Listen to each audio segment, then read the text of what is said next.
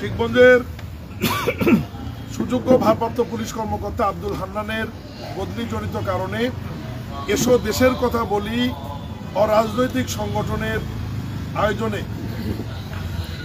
Inspector Abdul হান্নানের বিদায়ী সম্বর্ধনা অনুষ্ঠানের সম্মানিত সভাপতি, মঞ্চে উপস্থিত বিভিন্ন রাজনৈতিক দলের নেতৃবৃন্দ, সাবেক জনপ্রতিনিধি, বর্তমান জনপ্রতিনিধি সহ সুধী মণ্ডলী, আসসালামু আলাইকুম রহমতুল্লাহ। রাজনীতিবিদদের চাইতে সরকারি কর্মকর্তারা যখন বেশি জনপ্রিয় হয়ে উঠতে থাকে তখন মহান আল্লাহ মনে করে যে আর এখানে থাকা ঠিক না। আমাদের ওসির ক্ষেত্রে হয়েছে তাই। আমাকে শিবস্থানে রয়েছে, আমাকে উপরে এক ধাপ দুই ধাপ চলে গেছে। আমরা শিববাজারে এতদিন রাজনীতি করি, এখন মানুষ সব খালি ওসি হান্নান হান্নান নিয়ে পাক। মহান আল্লাহ চিন্তা করছে যে রাজনীতিবিদদের জন্য সমস্যা, তাহলে আপাতত একটু দূরে সরে দিয়ে অন্তত পক্ষে রাজনীতিবিদদের ইজ্জতটা রাখতে হয়। 5 আগস্টের পর পরিবর্তিত পরিস্থিতিতে বাংলাদেশের যে কোনো থানায় একজন ভারপ্রাপ্ত কর্মকর্তার জনপ্রিয়তার সাথে দায়িত্ব পালন করা ছিল একটা দুরভিসন্ধির কাজ, ঠিক, যেটি আমাদের প্রিয় ভাই আব্দুল হান্নান সাহেব করেছেন। আব্দুল হান্নান ভাইয়ের প্রতি আমি কৃতজ্ঞ যে উনি দায়িত্ব গ্রহণের পর শিখগঞ্জ মানুষের অনেক উপকার করেছেন, অন্যায় করেননি, করতে দেননি, এবং বিগত 17 বছর যারা জুলুম নির্যাতনের শিকার সেই সমস্ত রাজনৈতিক নেতৃবৃন্দ, সুধী সমাজকে, শিক্ষক সমাজকে, বুদ্ধিজীবীদেরকে উনি ওনার এই কর্মজীবনের 4 মাস 10 দিনে উনি তাদের মূল্যায়ন করেছেন, সম্মানিত করেছেন।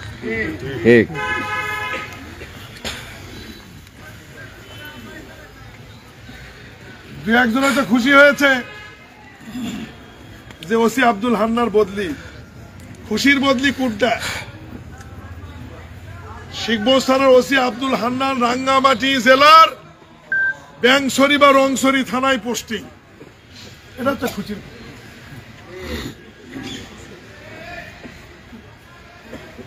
জয়পুরহাটের ডিসির যদি বগুড়া জেলার ডিসি হিসেবে পদায়ন হয়, এটা ওই ডিসির সৌভাগ্য। শিখগঞ্জ থানার ওসি কাহালু থানায় পদায়ন, পাশাপাশি কাহালু থানার 9 ইউনিয়ন, একটি পৌরসভা। আমাদের এসে জমি জমা, খাওয়া দাওয়া, বড়লোকি পানা কাহালুর লোকের বেশি।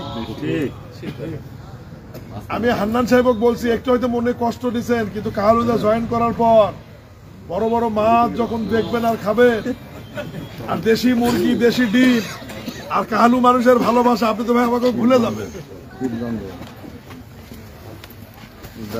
সেই হিসাবে আমি মনে করি বাংলাদেশ পুলিশ এবং বগুড়া জেলার সুযোগ্য পুলিশ সুপার মহোদয় শিখগঞ্জ থানার এই সুযোগ্য কর্মকর্তাকে পরবর্তী পরিস্থিতিতে শিখগঞ্জ আইন শৃঙ্খলা রক্ষার যে অবদান, সেই অবদান স্বরূপ যেহেতু নিয়মিত বদলির অংশ হিসেবে বদলি করতেই হবে, তাকে কাহালুর ওসি হিসাবে পদায়ন করা, এটা তার মূল্যায়ন হয়েছে।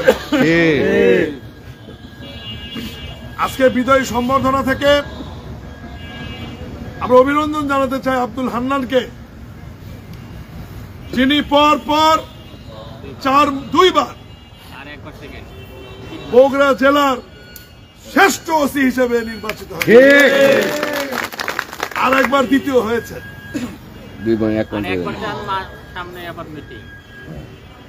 এইরকম একজন ওসি, এর জন্য তার নতুন করে প্রশংসা করার কিছু নাই। তার ডিপার্টমেন্টই বলতেছে তুমি এই মাসের সেরা ওসি, তাকে ক্রেডিট দিচ্ছে, মূল্যায়ন করছে।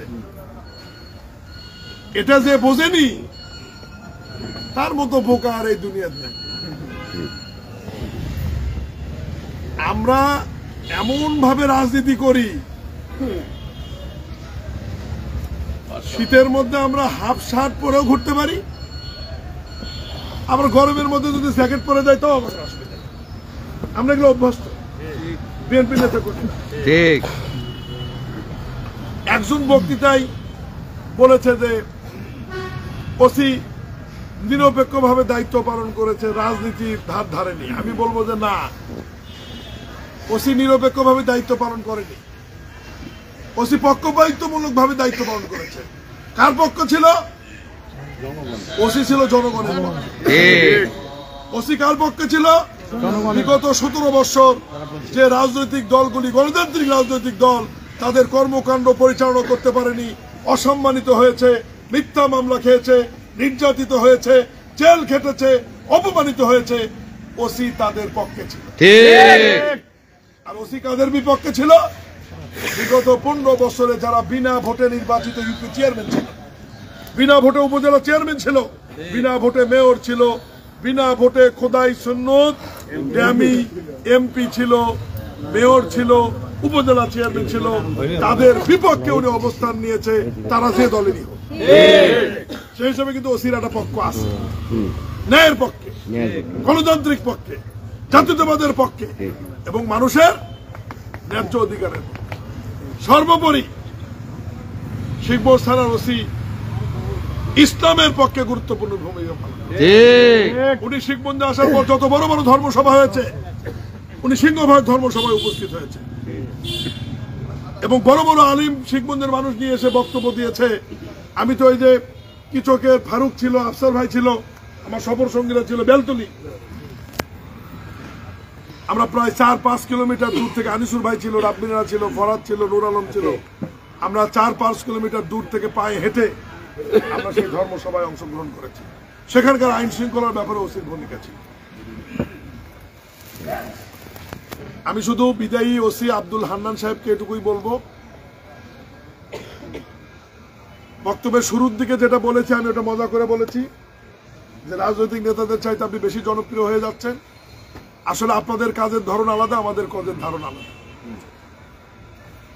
আপনাদের আছে বদলি, আর রাজনৈতিক দলের নেতা কর্মীদের আছে হচ্ছে পথ পরিবর্তন।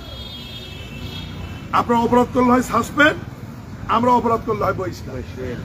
সিস্টেম আমাদের মধ্যেও আছে। আপনি আমাদের হৃদয় জুড়ে আছেন, হৃদয়ে থাকবেন এবং শিবগঞ্জ থানার ইতিহাসে আপনার নাম স্বর্ণ অক্ষরে লেখা থাকবে যে পরবর্তী পরিস্থিতিতে শিবগঞ্জ থানায় একজন সুযোগ্য ওসি এসেছিলে, যে শিবগঞ্জের মানুষের দল মত নির্বিশেষে সবার হৃদয় জয় করে গেছে। দোয়া করি, আশা করি শিবগঞ্জের আলুঘাটি যদি আপনার পছন্দ হয়ে থাকে, কোনো না কোনো একদিন আবার শিবগঞ্জ থানার ওসির চেয়ারে বসে হয়তো সে আলুঘাটি খাওয়ার সৌভাগ্য।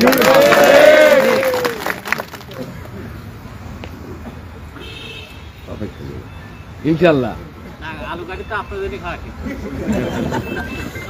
সবশেষে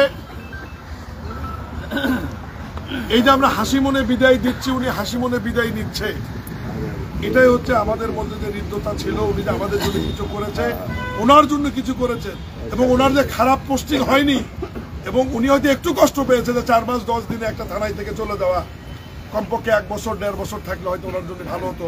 কারণ ওসিরা একটা জিনিস গোছাইতে, থানা গোছাইতে অনেক সময় লাগে, ওনাদের অনেক সোর্স নিয়োগ করতে হয়, অনেক বিষয় মেকানিজম করতে হয়, যেটা ধাম করে অন্য ডিপার্টমেন্টে এটা নাই। তো যাই হোক, মহান আল্লাহ সবার তকদির, রুজি রোজগার, চেয়ার পোস্ট পদবীর জায়গা ঠিক করে রেখেছেন, সেই অনুযায়ী উনি গেছেন। এই 4 মাস 10 দিনে আপনি শিবগঞ্জবাসীর পক্ষ থেকে, আমাদের কোনো রাজনৈতিক দলের পক্ষ থেকে, কোনো ব্যক্তি বিশেষের পক্ষ থেকে যদি মনে কষ্ট পেয়ে থাকেন কোনো কথাবার্তায়, আচরণে, আমি সাবেক উপজেলা চেয়ারম্যান হিসাবে, পুরা শিবগঞ্জ উপজেলা মানুষের সাবেক জনপ্রতিনিধি হিসেবে আপনাকে ক্ষমা সুন্দর দৃষ্টিতে দেখার অনুরোধ করছি। আপনি আমাদের জন্য দোয়া করবেন, আপনার জন্য আমরা দোয়া করি। আপনি ভাবি বাচ্চা সহ পরিবার নিয়ে ভালো থাকবেন এবং কর্মজীবনে প্রমোশন পাবেন, ভালো ভালো থানায় দায়িত্ব পালন করবেন এবং আপনার উত্তরোত্তর সফলতা কামনা করে আজকে আমাদের এই সীমিত আয়োজন যেটা আমরা করেছি, এই পুরো আয়োজনটাই আপনার জন্য। সেই আয়োজনটাকে আপনি কৃতজ্ঞতা বশে নিয়ে আয়োজনের নেপথ্যে যারা ভূমিকা পালন করেছে, খালিদ হাসান আরমান সহ এসো দেশের কথা বলি সংগঠনের যে সমস্ত নেতৃবৃন্দ, তাদের প্রতি কৃতজ্ঞতা জানিয়ে আমার বক্তব্য এখানে শেষ করছি। আসসালামু আলাইকুম ওয়া রাহমাতুল্লাহ। সভাপতি শেষ করতে বুলবুল চাচা।